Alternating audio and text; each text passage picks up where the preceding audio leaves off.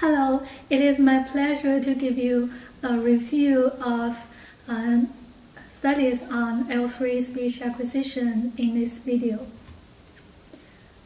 We already have some knowledge about SLA, so how to go from SLA to third language acquisition.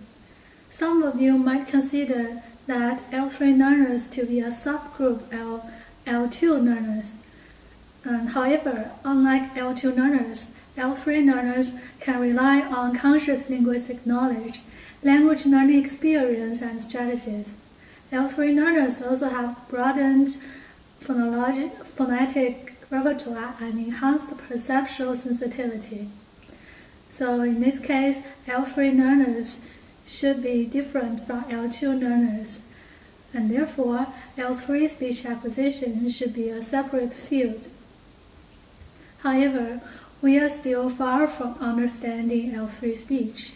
As a nascent field, findings are still inconclusive, and theoretical frameworks have not been established yet. And this will be the main issue throughout my presentation. So let's first look at the two main areas of L3 speech acquisition. The first area is about the additive effect of bilingualism. Bialystok have found that bilingual and multilingual speakers have linguistic and cognitive advantages over monolinguals. Rothman et al. Suggested better communicative competence, lower communicative anxiety, and more positive attitudes towards language learning in the multilinguals. And also, the L3 learners are suggested to have better metalinguistic awareness than monolinguals due to their previous L2 language learning experiences. So all these studies seem to suggest L3 learners are in a better position than L2 learners. The second area is the main area of L3 speech acquisition study. It is about cross-linguistic transfer, cross-linguistic influence or transfer. Cross-linguistic influence is defined by Sherwood-Smith as the influence of the mother tongue on the learner's performance and/or on development of a given target language. By extension, it also means the influence of any other language known to the learner on the target language. So in this case, cross-linguistic influence can be extended to L3 acquisition situations. There are various possible sources of transfer. First, L1 dominated transfer, motivated by traditions in SLA, which values the importance of one's native language, and this is strongly favored by earlier L3 studies. Then there is a wider recognition of L2 effect during the development of the field. And the hypothesis of L2 status has been proposed. In L2 status, due to the psychoaffective reason that L2 and L3 learners regard both L2 and L3 as foreign language, there will be more transfers from L2 to L3 than from L1 to L3. Another reason for L2 status is because of the similar processes in L2 and L3 learning. And also, it is proposed by some researchers that the link between L2 and L3 mental lexicons is stronger than the link between L1 and L3 mental lexicons. So hence the L2 effect. There is also a possibility of regressive transfer from L3 to L2, proposed by the phonological permeability hypothesis, which will be discussed later. And most of recent L3 studies actually found combined transfer from both L1 and L2 to L3. Having acknowledged all these possible sources, we should not say that transfers just happen in all directions with no regulations. This is not true, because transfers are conditioned by various factors. First, language distance and psychotopology. In this factor states that cross-linguistic influence is more likely between languages which are closely related than those remotely related languages.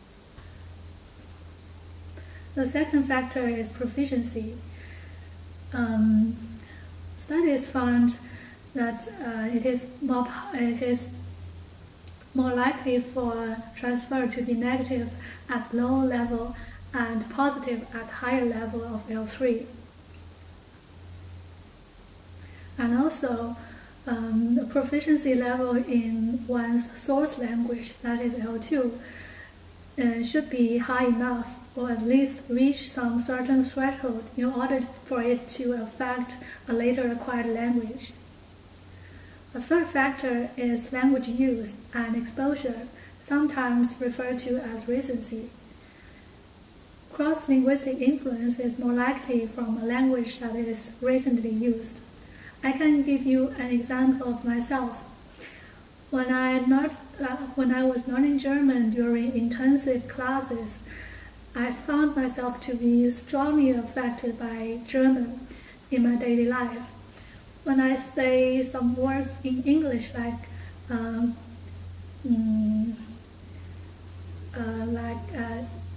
book and table, I would say the book won't the table. So replace and with the German word won't. I think you might also have similar experiences after you take a third language class.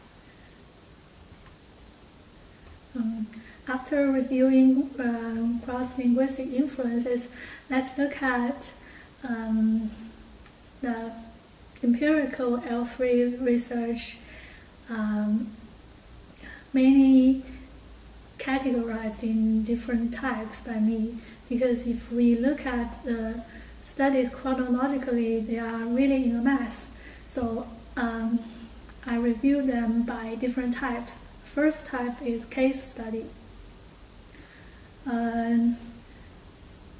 These studies are usually diaries of one or two or several multilingual individuals, and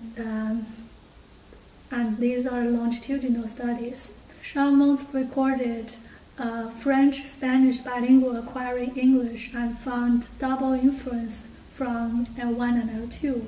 Rivers recorded a multilingual with L1 English, L2 French, L3 Spanish, and L4 Italian and German, and found more influence from Romance languages to L3 Spanish. Romance languages are L2 French and L4 Italian.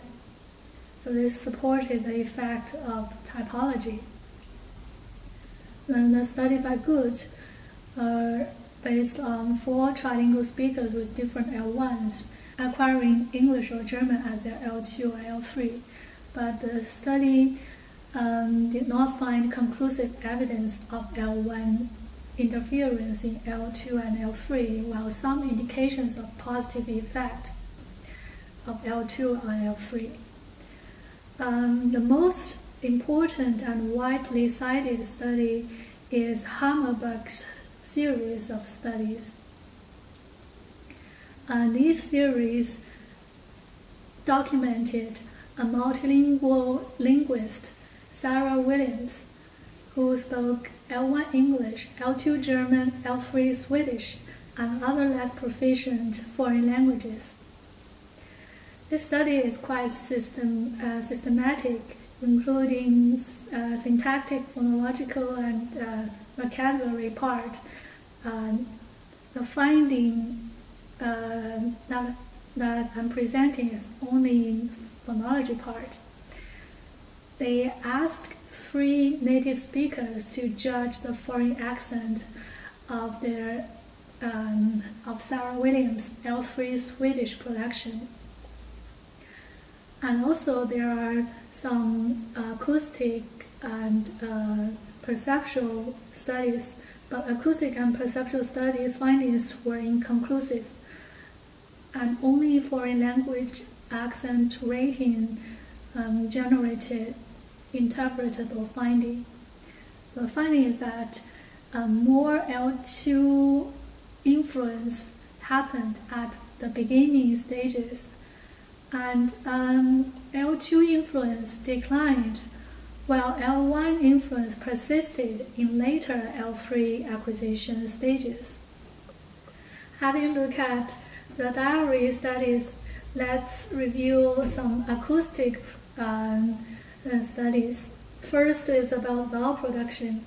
These studies usually ask the participants to read the target vowels in their L3 and measure the formal frequencies of the production and compared the values with the values in the literature and interpreted whether it is more affected by L1 or L2. Listeri and Posh Levy's 1987 study is the earliest one. It analyzed the Spanish Catalan bilinguals acquiring L3 French or English versus Catalan monolinguals. By comparing these groups, the study found that the two groups did not differ in the L3 vowel production, so there was no effect of L2. And they also acknowledged that the null effect might be due to the fact that Catalan and Spanish are too similar. The study by Kamiyama was about an L3 French vowel production by Japanese English bilinguals. Kamiyama found that L2 influenced L3 French, but not in a facilitative way. And Blank and Timmer's 2009 study was about Brazilian Portuguese French bilinguals acquiring L3 English. And they found L3 vowel formats showing hybrid values between L1 and L2 norms. Sapienska 2013 study is advantageous because it collected data from all of the languages of the multilinguals. So they have L1, L2, and L3 vowel production data. This study examined Polish-Danish bilinguals acquiring L3 English, and it found a reshape of L1, L2, and L3 vowel spaces. In particular, the author suggested that in the multilingual's mind, L1, L2, and L3 share the same vowel space, and it is possible for the later acquired L3 vowels to influence the production of L1 and L2 vowels. Later, Leshner and Kohlberger's study was similar as the ones introduced earlier, but it extended to children, and it found transfers from both L1 and L2. The most interesting vowel study was by Lipinska on Polish-English bilinguals acquiring L3 German vowel just the vowel and it aimed to test the famous speech learning model in an L3 context. So it asked the participants to produce similar vowels in their L1 Polish and L2 English and test that whether these similar vowels get assimilated and whether the simulation patterns are predicted by SLN. And the findings supported SLN in that both L1 and L2 played a role in predicting L3 vowel production, so in predicting the production of the German vowel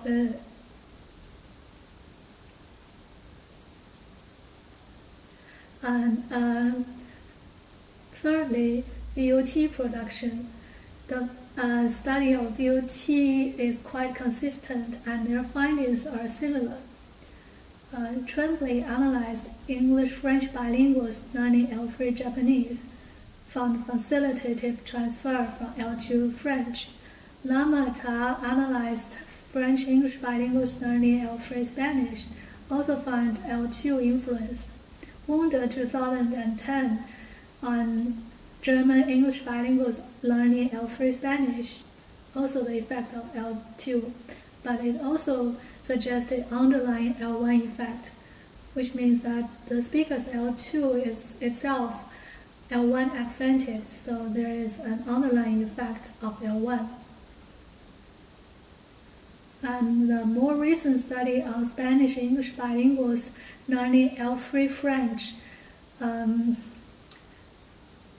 give even stronger evidence towards L2 influence, because they find strong L2 influence despite the closeness of L1 and L2 VOT values. Then there are also perception studies. The Kamiyama studies introduced earlier included also a perception part, and it found negative influence from L2 English due to the orthography. And Tremblay 2012 study used a pre-test training post-test paradigm and compared the performances between monolinguals and bilinguals and multilinguals. The study found bilinguals and multilinguals were more accurate than monolinguals in discriminating the non-native sounds in the post-test session.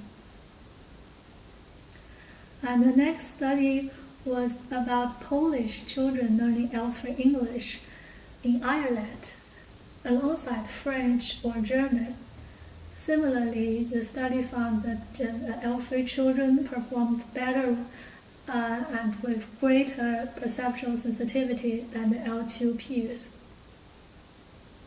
And Onishi 2016 examined Korean English-Japanese trilinguals and compared them with Korean-Japanese bilinguals in discriminating the Japanese contrasts in forced identification tasks as well as AXP discrimination tasks.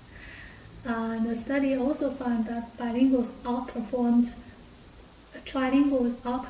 bilinguals in those tasks. So most of the perception studies suggested L3 learners performed better than their bilingual and monolingual peers. So these are actually the main body of previous studies. There are also other approaches, like formal linguistic approach by Amano and Rotman, who proposed a phonological permeability hypothesis. They examined the acquisition of L3 Brazilian Portuguese by simultaneous and successive English-Spanish bilinguals, and they analyzed the effect of L3 Portuguese backwardly on English and Spanish phonological systems. And they found that successive bilinguals are more influenced by their L3 than the simultaneous bilinguals. So in their phonological permeability hypothesis, they stated that a language that is acquired after the critical period is more likely to be affected by an even later acquired language than the language that is acquired before critical period. Rainbow also conducted foreign accent rating tests. Foreign accent rating is a technique that is already adopted by Hammerberg, but Rainbow extended the method to a large group. So they used a mirror image design, including a group of Polish English French trilinguals and Polish French English trilinguals. And they recorded their L3 speech and asked the native judges to judge the foreign accent and identify the speaker's first language. And the results suggested prevailing effect of L1. So the raters correctly identified the speaker's first language, irrespective of the speaker's L3 proficiencies.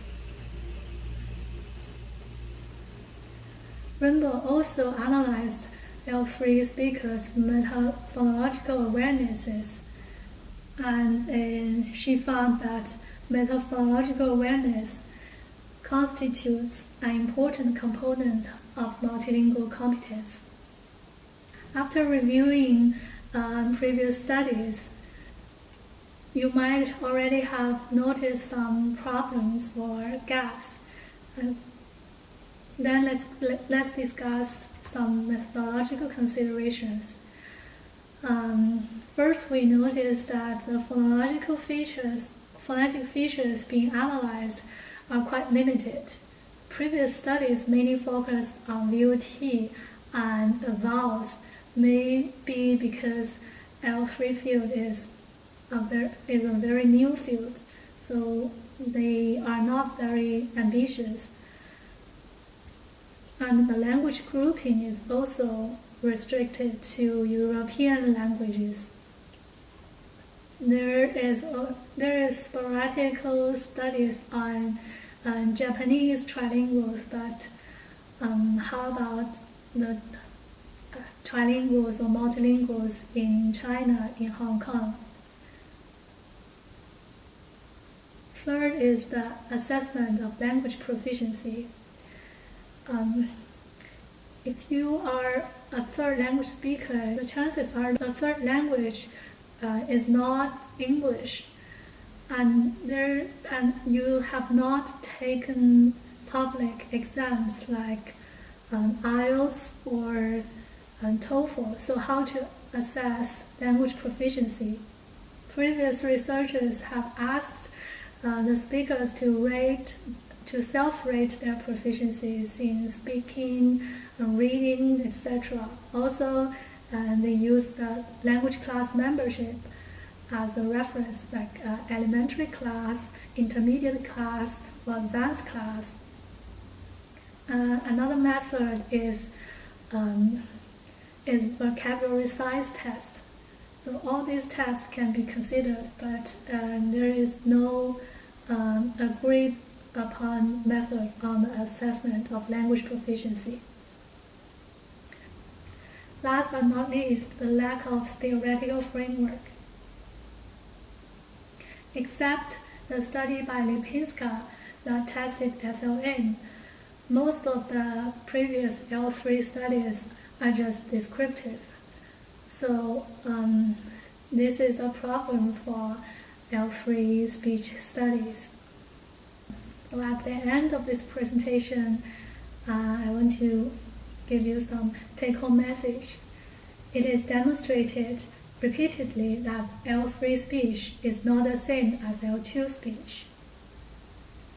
L3 speech is potentially affected by L1 as well as L2, but it was conditioned by various factors. So teasing apart these factors become the main topic in nowadays L3 speech studies. And lastly, L3 speech acquisition is still a new and progressing field, so there have not been many conclusive findings or concrete theoretical frameworks yet. And so more effort should be put in this field. So that is the end of my presentation.